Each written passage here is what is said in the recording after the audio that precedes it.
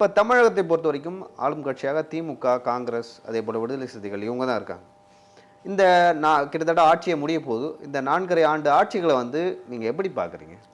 4.5 ஆண்டு ஆட்சி காலத்தில் நான் ஒரு தடவை விடுதலை சிறுத்தைகள் தலைவர் திருமாவளவனோட பேசினேன். நான் சொன்னேன் அவர்கிட்ட, நீங்கள்லாம் இப்படி அதாவது தேர்தல் முடிஞ்சதும் அண்ணா வந்து 67 தேர்தல் முடிஞ்சவங்க தேனியில் முடிஞ்சது அவங்கவுங்க போய் அவங்கவுங்க வேலையை பாருங்கன்றார். அப்படி தான் நடத்துனாங்க. நீங்கள் அவங்களோடய ஒட்டிக்கிட்டு அது என்ன கூட்டணி தர்மம்னு சொல்லிட்டு தர்மம் வாங்கிட்டு இருக்குது என்ன இது? அதுக்கு கம்மன் விடுதலை சிறுத்தைகள் திமுக விடுதலை சிறுத்தைகள் பிரிவுன்னு போட்டுக்கிட்டு இருக்கலாமே அப்படின்னு கூட கேட்டேன். அவர் திருமாவளவன் அவர்கிட்ட நேராகவே கேட்டேன், என்னென்ன இப்படி சொல்கிறீங்க? எனக்கு ரொம்ப வேண்டியவர், ரொம்ப அவரை பொறுத்த வரைக்கும் எனக்கு வந்து ஹை ஒப்பீனியன் உண்டு. இன்னும் சொல்லப்போனால் எங்கள் ஊரில் நான் ஒரு மண்டபம் திறக்கிற போது எல்லாம் ஒரு 5-6 சிலைகள், பெரிய 7 அடி சிலைகள் திறந்தோம். அதில் அவர் திருவள்ளுவர் சிலை திறக்கிறதா இருந்தது. அவர் அன்னைக்கு வர முடியல, இங்கேருந்து ஃபோன் பண்ணார், ஐயா எனக்கு உடம்பு சரியா. உங்கள் ஊருக்காரர் தான் இல்லை அவர்? உங்கள் ஊருக்காரர் தான். எங்கள் ஊருக்கு பக்கத்தில் ஒரு 20 கிலோமீட்டர் ஒன்று வர முடியல, அப்போல்லாம் போயிட்டுருக்கேன், நீங்கள் வர சொன்னீங்கன்னா வந்துடுவேன்னாரு. இது வேறு வந்து உடம்பு சரியில்லாமல் சீரியஸ் ஆகிடுச்சு, நான் வம்பா வச்சுன்னு நான் உடனே சொன்னேன், நீங்கள் என்னைக்கு வர்றீங்களோ அன்னைக்கு தான் அந்த சிலை திறக்கும், அதை மூடி வச்சுருக்கணும் அப்படின்னு திருவள்ளுவர் சிலையை மூடிட்டு பாக்கி புரட்சி பாரதிதாசன், காமராஜர், அண்ணா, பெரியார், எம்ஜிஆர் எல்லா சிலைகளும் அங்கே திறந்துட்டோம். எதுக்கு சொல்ல வரேன்னா அவ்வளோ வேண்டிய நெருக்கமானவர். அவரிடத்துல கேட்டேன், உரிமையோடு கேட்டேன், என்ன இது மாதிரி எல்லாம் நீங்கள் நடத்துகிறீங்களே, நியாயமான பிரச்சனைகளுக்கு ஈடுபடுறது இல்லையான்ட்டு. அதே மாதிரி சிபிஎம் தலைவர் பாலகிருஷ்ணனையும் கேட்டேன், என்னங்க நீங்கள் ஒன்றுமே அரசியல் நடத்துகிற மாதிரி இல்லையே, எல்லாமே கூட்டணி தருவோம்னு இருந்தால் இது என்ன நியாயம், கட்சிகளை வந்து அப்புறமும் ஏதோ பிரான்ச்சஸ் மாதிரி நடத்துகிறீங்களே அப்படின்ற ஒரு படம் தான். அப்புறமா கொஞ்சம் வேகமாக நடத்த ஆரம்பித்தாங்க. எதுக்கு சொல்ல வரேன்னா, கட்சிகள் எதுக்கு அவங்களோட தொங்கிட்டு இருக்கிறது, இவங்களுடைய கட்சிகள் இவங்க பிரச்சாரம் பண்ணணுமே தவிர இவங்க எதுக்கு அவங்களோட சேர்ந்துக்கிட்டு உட்காந்துருந்தா அவன் கொள்ளை அடிக்கிறான், அதில் பாகம் வாங்கிட்டு அவனு ஒரு ஆளுக்கு ஒரு பாக்ஸ் வாங்கிட்டு வந்துடுறதா? அரசியல் மக்களுக்காக பண்ண போகிறீங்களா அல்லது உங்களுக்கு பெட்டி வாங்குறதுக்காக பண்ண போகிறீங்களா? மக்களுக்காக தொண்டு செய்வதற்கு வந்தால் உண்மையில் தொண்டாக இருக்கணும். இப்போ இன்றைக்கி பார்க்குறோம், சில நேரங்களில் வந்து சிபிஎம்மில் கூட தொழிற்சங்கத்தில் இருக்கிற சவுந்தரராஜன் அவர் நல்ல போராட்டங்கள் அது இது நடத்திக்கிட்டு உட்காந்துருக்காரு. அது மாதிரி சில பேர் இருக்கிறாங்க. இப்போ புதுசாக வந்திருக்கிற எங்கள் மாவட்டத்தை சேர்ந்த சண்முகம் வந்திருக்கார், அவருக்கு பாராட்டு தெரிவிக்கிறேன். அவர் கூட நல்ல வகையில் பிரச்சனைகளை ஒட்டி அவர் தீவிரமாக பேசுகிறார். ஆனால் பேசுகிற போது நான் என்ன சொல்கிறேன்னா, நீங்கள் ஏன் இன்னொருத்தர் வர்றவங்கள எதுக்காக அவன் எதுக்கு வரணும் போகணும்னு நினைக்கிறது எதுக்காகன்றது எனக்கு அதுதான் தெரியல. நீங்கள் அவங்கவுங்க ஸ்ட்ரென்த்தை வளர்த்து உங்களுக்கு ஒரு 4 சீட்டை 5 சீட்டை 10 சீட்டை எங்கே உங்களுடைய மக்களை வளர்க்குறத விட்டு உங்களுக்கு கீழே இருக்கிற தொண்டர்களை பல பேரை நான் பார்க்குற போது அவங்களே வருத்தப்படுறாங்க, நாங்கள் என்ன பண்ணி தரது. அப்போ நான் வெளியில் சொல்லக்கூடாது, சில இயக்கங்களுடைய தொண்டர்களை வந்து நம்ம பேசுகிற போது என்னையே அவங்க தலைவர்கள் இப்படி பண்ணுறாங்கன்னா, என்ன சார் பண்ணுறது, நாங்கள் என்ன பண்ண முடியும், நாங்கள் இதான் பண்ண முடியும் அப்படின்ற அளவுக்கு தான் வேதனையோடு தான் இருக்காங்களே தவிர ஒரு உரிமை உணர்ச்சியோட எழுச்சியோடு அவங்க இல்லை. அதே மாதிரி இப்போ நாங்கள்லாம் திமுகவில் இருந்தபோது இன்னும் சொல்கிறேன், ஒரு சம்பவம் சொல்கிறேன். அதுக்கு முன்னாடியெல்லாம் திமுகவில் கிளைக்கழகங்களுடைய கூட்டத்தை கூட்டி அதில் தான் வந்து யாரை எம்எல்ஏ சீட் யாருக்கு கொடுக்கணும் போகணும் வரணும்னா ஆய்வு கூட்டம் நடத்தி அதில் தான் கொடுப்பாங்க. அப்படி கொடுத்த போது எங்கள் மாவட்டம் திருச்சி மாவட்டத்தில் எங்களது ஜெயங்கொண்டம் தொகுதிக்கு நாங்கள் உட்கோட்டை ராகவன் ஒருத்தரை செலெக்ஷன் பண்ணி கொடுத்துருந்தோம். கோயம்புத்தூரில் மாநாடு, தேர்தல் மாநாடு அண்ணா இருக்கார். எல்லா கேண்டிடேட்டும் அவங்கவுங்கபடி கணக்கு பண்ணி சொல்லிக்கிட்டே வந்தபோது ஜெயங்கொண்டம் வந்ததும் KN ராமச்சந்திரன் நான் தான் மேடை ஏறினேன். அப்போ சாதாரண அதை தொண்டன் நான் மேடை ஏறி அண்ணாக்கிட்ட பின்னால் போய் ஜெயங்கொண்டத்துக்கு யாரை கேட்டாலும் அனௌன்ஸ் பண்ணிங்கன்னு அவர் ஆடி போயிட்டார். கீழே வந்து உங்கள் வட்ட கமிட்டியை கூப்பிட்டுங்க நான் வந்து சொல்கிறேன்னு சொல்லிட்டு கீழே வந்துட்டு நான் அவங்க தமிழ்நாடு பூராவும் கொடுக்கறது பூராவும் எங்கே கீழேருந்து என்ன சப்போர்ட் பண்ணி வந்தோ அதான் நாங்கள் கொடுத்தோம். ஆனால் இங்கே மாத்திரம் நாங்கள் வந்து உடையார்பாளையம் வேலாயுதம் ஒரு தியாகி, நம்ம தியாகி அது அந்த குடும்பத்தில் கொடுப்போன்னு கொடுத்துட்டோம். எனக்காக இதை விட்டு கொடுங்க, அடுத்த தடவை நாங்கள் நீங்கள் சொல்கிற ஆளுக்கு கொடுக்குறோம். அந்த அளவுக்கு தான் கட்சியெல்லாம் இருந்தது.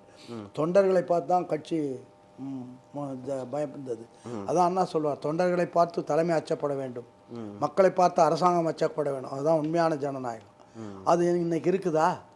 செஸ் போல் காயின் மாதிரி மாவட்ட செயலாளர் மாற்றுறாங்க, ரொம்ப ஈஸியாக மாற்றுறாங்க, அவரை மாற்றுறாங்க இவரை மாற்றுறாங்க. இதெல்லாம் என்ன வேலை? இது பேர் கட்சியா? அது ஜனநாயகமா? கம்பெனியா? என்ன கருணாநிதி குடும்பத்துக்கு எல்லாரும் பண்ண அடிக்க போயிட்டாங்களா? இது கட்சியே இல்லை, இது திமுக அல்ல. முதல்ல திமுக தோழர்களுக்கே நான் சொல்கிறேன், தயவு பண்ணி நீங்கள் திமுகவினுடைய ஆரம்பகால வரலாற்றை எடுத்து படியுங்கள். ஆரம்ப காலத்தில் கட்சி வந்து தொண்டனுக்கு கட்டுப்பட்டு இருந்தது கட்சி. இன்னைக்கு வந்து தொண்டன் வந்து கூலி ஆளாக மாற்றப்பட்டு இருக்கிறார்கள். அதே உங்ககிட்ட ஒரு ஒரு தெளிவான ஒரு விளக்கம் கேட்கணும். சென்னையை பொறுத்த வரைக்கும் இளமழுதி அப்படின்னு சொல்லிட்டு திமுகவில் ஒருத்தர் இருந்ததா சொல்லுவாங்க. இளமழுதி அப்படின்னு சொல்லிட்டு ஒருத்தர், அவர் வந்து ஒரு பெரிய ஆளாம கலைஞரை தாண்டி வந்து அவர் வந்து அரசு செய்யக்கூடாதுன்னு சொல்லிட்டு சொல்லுவாங்க. உண்மையாது? சென்னையில் இளமழுதி இருந்தார். அப்போ இளமழுதி இருந்தபோது கருணாநிதி எல்லாம் ஒன்றும் ஈக்குவல் தான். ஒன்றும் கருணாநிதி எல்லாம் ஒன்றும் பிரமாதமாலாம் கிடையாது. அன்றைக்கி வந்து திமுகவில் ஆரம்ப காலத்தில் நீங்கள் பார்த்தீங்கன்னு சொன்னால் திமுகவில் ஒரு 100 பேரில் ஒருத்தர் 200 பேரில் ஒருத்தராக தான் இருந்தார். இவர் கூட இந்த ஆசை தம்பி எங்கே போனார்னு தெரியல. இவர் இந்த பல பேர்கள் அழிக்கப்பட்டார்கள். இன்னும் இளமழுதியுடைய இவர் தான் இவர் பரிதி. அன்றைக்கு இருந்த ஜனநாயகம் நீங்கள் பார்த்தீங்கன்னு சொன்னால் ரொம்ப ரொம்ப நேர்மையாக ஒரு இயக்கத்தை அண்ணா நடத்தி கொண்டு வந்தார். அது பிறகு அதே மாதிரி நீங்கள் என்னைக்கு சாராய கடையை திறக்கணும்னு நினச்சாங்களோ அன்றைய கட்சி அழிச்சாச்சுங்க. அதுக்கு முன்னாடி வந்து 68 பட்ஜெட்டில் அண்ணா பேசுகிறாரு, கருத்தருமன் கேட்குறாரு காங்கிரஸ் கட்சி தலைவர், அவங்க மதுவிலக்கில் உங்கள் கொள்கை என்னன்னு. அண்ணா எழுந்து டக்குன்னு சொல்கிறார், இந்த அரசாங்கம் பிச்சை எடுத்து நடத்துகின்ற நிலைமை வந்தாலும் நான் மதுவிலக்கை ரத்து செய்ய மாட்டேன், அதனுடைய கொடுமை எனக்கு தெரியும், குடும்பங்கள் சிதைந்து போகும்னாரு. அண்ணா செத்தாரு, சாராய கடையை திறந்தாச்சே, ஏன் திறந்தீங்க? இன்றைக்கி வந்து உங்கள் குடும்பத்தில் இருக்கிற பல பேருக்கு சாராய கிடங்குகள் வச்சுக்கிட்டு உட்காந்துருக்கீங்க. சாராயத்தை உற்பத்தி பண்ணி மக்கள்கிட்ட 10 ரூபா சாராயத்தை 150 ரூபா 200 ரூபா கொடுத்து கொள்ளையடிக்கிறதுக்கு என்னடான்னு கேட்டால் 40 கோடி வருமானம் வருது, 50 கோடி. நான் சொல்கிறேன், அந்த 40 கோடிக்கு மேலேயே அந்த மக்களுக்கு சாராயம் கொடுப்பதன் மூலமாக 40 கோடிக்கு மேலேயே பல்வேறு வகையில் நமக்கு செலவாகுது. தெரியுமா? எவ்வளோ தினம் ஒவ்வொரு நாளையும் ஆயிரக்கணக்கான இளம் விதவைகள் உருவாகி கொண்டிருக்கிறார்கள். இது காரணம், மூல காரணம் சாராயம். சரி, இப்போ நீங்கள் அதிமுக பாஜக கூட்டணி எப்படி பார்க்குறீங்க? தொடர்ந்து எடப்பாடி பழனிசாமி அவர்கள் தமிழகம் முழுவதும் பிரச்சாரத்துக்கு போயிட்டு வர்றார். அந்த வகையில் மக்கள் ஆதரவு பெரும் அளவில் வந்து அவருக்கும் இருக்குது. இப்போ வந்து ஒருவேளை வந்து விஜய் அவர்கள் தனியாகவோ இல்லை அதிமுக பாஜக தனியாகவோ திமுக தனியாகவோ நின்றால் யார் வெற்றி பெறுவா? மக்களை இப்போ யாரும் வந்து அவங்க வரல, நீங்கள் காசு கொடுத்து அழைச்சிட்டு வர்றோம், கொடுக்குறோம், உட்கார்ந்துருக்காங்க. அதோடு அவங்க அன்னைக்கு காசு வாங்கிட்டு அவர் உட்காந்துருக்காங்களே தவிர திமுகவுக்கு இருந்தாலும் சரி அண்ணா திமுகவுக்கு இருந்தாலும் சரி, திமுகவுக்கு கரூர் மாநாட்டில் என்ன நடந்ததுன்னு போய் பாருங்கள். எல்லாம் சுடிதாரு, புடவை, பேண்ட்டு, ஷர்ட்டு, வேஷ்டி அது இது கொடுத்து தான் கூப்பிட்டாங்கன்னு அந்த ஊரில் நாறுது. நீங்கள் வந்து ஒன்றும் சாதாரணமாக மக்கள் அப்படியே திரண்டு வரல. நாங்கள்லாம் இங்கேருந்து 60-70 கிலோமீட்டர்லாம் வந்து சைக்கிள் மிரிச்சிக்கிட்டு போய் அண்ணா கூட்டத்தை கேட்டிருக்கோம். தெரியுதா? இப்போ லீவில் எங்கள் ஊருக்கு கிராமத்துக்கு போய்டும். எங்கள் ஊர்லேருந்து தஞ்சாவூர் 70 கிலோமீட்டர். அண்ணா தஞ்சாவூரில் பேசுகிறாருன்னா இடையில சைக்கிளில் 3 பேர் ஏற்றிக்கிட்டு போவோம். அன்னைக்கு 3 பேர் ஏற்றிக்கிட்டு போய் இடையில கொள்ளடம் இருக்குது, அதில் சைக்கிளை தள்ளிட்டு போய் அந்த ஆட்டை கூட்டம் கட்டும்.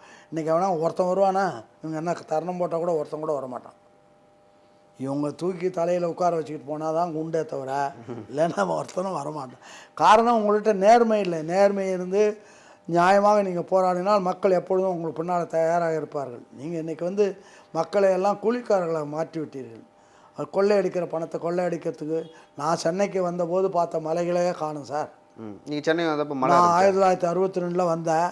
அப்போ சென்னையை சுற்றி பல மலைகள் இருந்தது. இப்போ போனால் காரில் போனால் எங்கடா மலை இருந்த இடமே தெரியல. மலை இருந்த இடத்துல பெரிய மடு தான் இருக்குது. அதனால் இல்லாமல் இயற்கை வளங்கள் பூரா கொள்ளையடிக்கிறோமே, என்ன பண்ணுறீங்க? இப்போவும் இன்றைக்கும் வந்து அங்கே எதனா தகராறு பண்ணால் நீ அந்த ஏரியாவில் இருக்கிற குளமெல்லாம் வெட்டிக்கோ, அதுக்கு பர்மிஷன் கொடுக்க சொல்லு. அது இன்றைக்கி நடந்துக்கிட்டு இருக்குது. இன்றைக்கி நடக்காமல் அங்கே இருக்கிற அவங்களுக்கு தீனி போட்டால் தான் அவங்க கூட இருப்பான்னு தீனி போட்டுக்கிட்டு உட்காந்துருக்கானுங்க.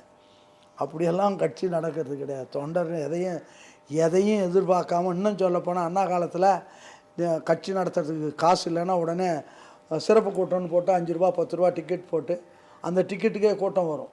ஒரு தடவை கோகலே காலில் கூட்டம், சிறப்பு கூட்டம் நடக்குது. அந்த பக்கத்தில் ஜிடி நாயுடு அந்த ரோட்டில் ஆர்மேனியன் ரோட்டில் போயிடாரா. இது சம்பவம், வரலாறு.